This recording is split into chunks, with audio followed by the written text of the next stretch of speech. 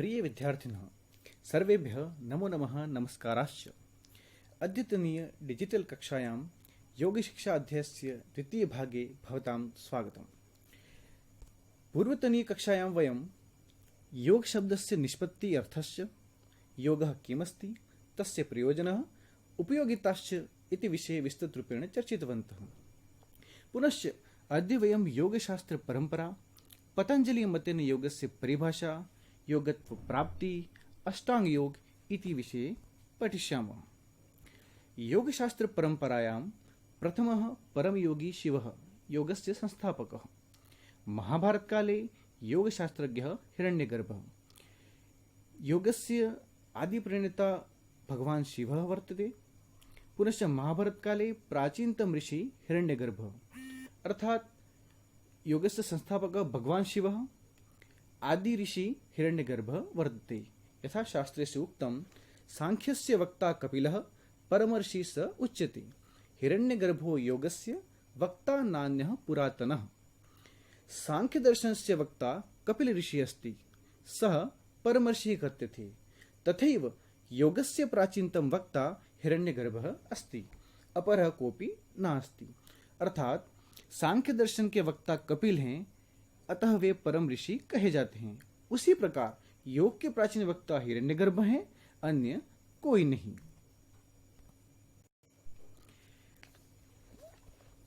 अग्रिम क्रमे महर्षि पतंजलि तेषां रचना पातंजल योग सूत्रम, एषा रचना तेषां योग विषयक रचना वर्तते। वर्तमान समये योगशास्त्रस्य प्रणेता महर्षि पतंजलि मन्यते। वर्तमान काले यदि योगस्य प्रणेता विषये कोऽपि कथयति, तथा सर्वप्रथम पतंजलेः नाम अग्रिम रूपे आगच्छति। पतंजलि मतेन योगस्य परिभाषा, योगः चित्तवृत्ति निरोधः, अर्थात चित्तस्य वृत्तीनां निरोधः एव योगः। भावार्थ, मन की चंचलता पर नियंत्रण ही योग है। पुनश्च मन की चंचलता पर नियंत्रण अर्थात चित्तवृत्ति निरोध कैसे संभव है, तो कहा गया है, चित्तवृत्ति निरोधः अभ्यासेन वैराग्येन च संभवति। यथा उक्तम, अभ्यास वैराग्याभ्यां च तन्निरोधः। अभ्यास व वैराग्य से उसका निरोध होता है, उसका अर्थात चित्तवृत्ति का। चित्तवृत्ति निरोध के योगत्व को प्राप्त करने के लिए लगातार दीर्घ काल तक श्रद्धापूर्वक अभ्यास और साधना की आवश्यकता होती है। जैसा कि कहा गया है, स तु दीर्घ काल नैरंतर्य सत्कारा सेवितो दृढ़ भूमि। स तु दीर्घ काल नैरंतर्य सत्कारा सेवितो दृढ़ भूमि।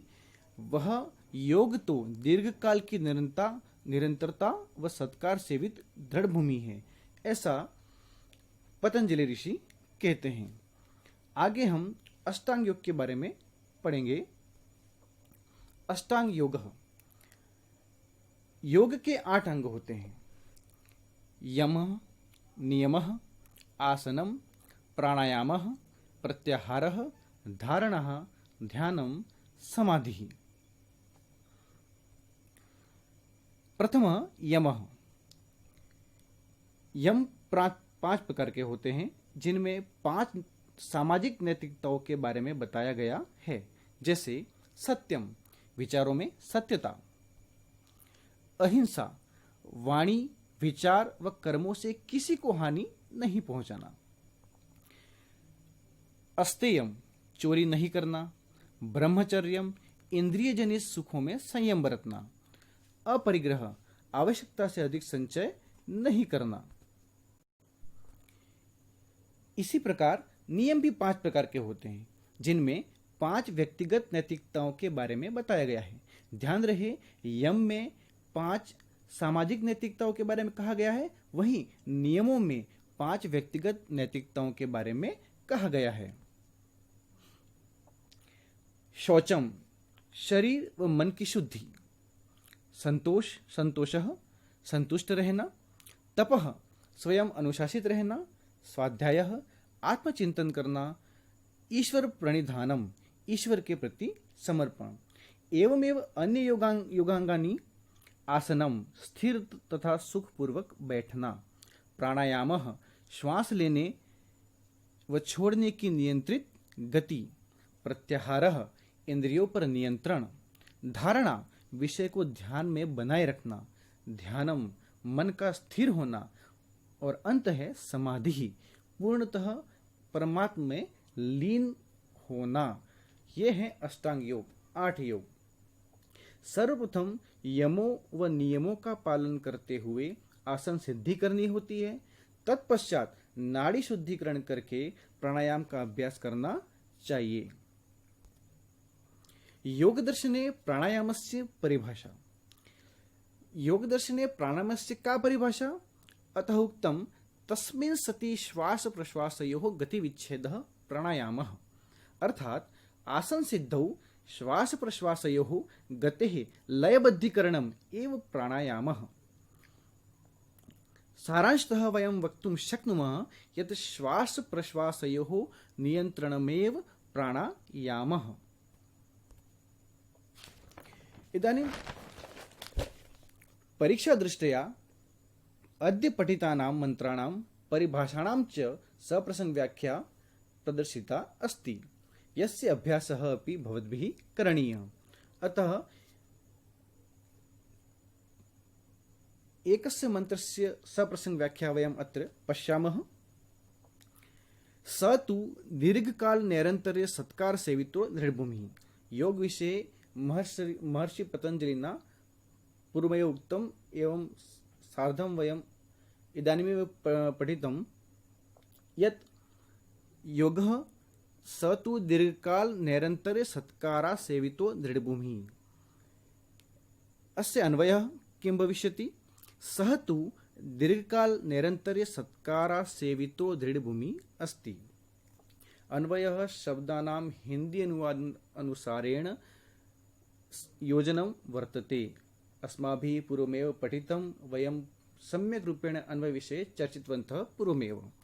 अतः अन्वयः हिंदी अनुवाद अनुसारेण मंत्रे श्लोके वा ये शब्दाः सन्ति तेषां सम्यक् रूपेण क्रमयोजनम् अस्ति। संदर्भः: प्रस्तुतो अयं मन्त्रः अस्माकं संस्कृत काव्यकौमुदी पाठ्यपुस्तकस्य योगशिक्षा नामक अध्यायात् उद्धृतो अस्ति। संदर्भे वयं